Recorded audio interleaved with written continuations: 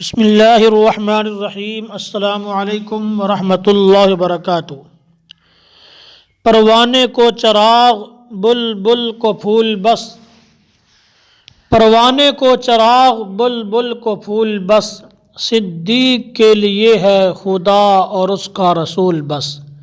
معزز سامعین، میں آج آپ کو خلیفہ اول جناب سیدنا صدیق اکبر رضی اللہ تعالی عنہ کا مختصر تعارف کروانا چاہتا ہوں۔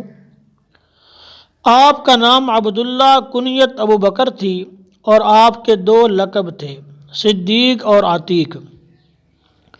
آپ کے والد گرامی کا نام عثمان اور کنیت ابو قحافہ تھی، والدہ کا نام سلمہ اور کنیت ام الخیر تھی۔ قبیلہ بنی تیم سے آپ کا تعلق تھا۔ آپ کا سلسلہ نسب 8ویں پشت پر پیغمبر علیہ السلام سے جا کر مل جاتا ہے۔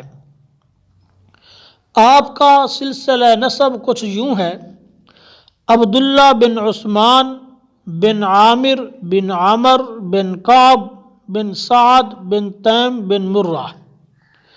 آپ کا رنگ سرخ و سفید تھا، جسم پھریرا، گال ذرا دبے ہوئے، نظر نیچی، پیشانی بلند، اور داڑھی مبارک پر مہندی کا خضاب لگاتے تھے۔ آپ کا پیشہ تجارت تھا، کپڑے کی تجارت فرماتے تھے۔ پیغمبر علیہ السلام سے تقریباً 2 سال چھوٹے تھے۔ بچپن ہی سے آپ صلی اللہ علیہ وسلم کے ساتھ گہرے دوستانہ تعلقات رکھتے تھے۔ آپ کے ساتھ خصوصی دوستی ہونا بھی آپ کی عظمت اور رفعت اخلاق کی دلیل ہے۔ اب میں آپ کو بتانا چاہتا ہوں کہ حضرت صدیق اکبر رضی اللہ تعالی عنہ کا تذکرہ صرف قرآن مجید میں ہی نہیں بلکہ تورات و انجیل میں بھی ملتا ہے۔ حضرت سیدنا صدیق اکبر رضی اللہ تعالی عنہ نے ایک دفعہ خواب دیکھا کہ چاند زمین پر اتر آیا ہے اور مختلف ٹکڑوں میں تقسیم ہو کر ہر گھر میں ایک ٹکڑا پہنچ گیا ہے، اور پھر وہ سارے ٹکڑے جمع ہو کر آپ کی گود میں آ گئے ہیں۔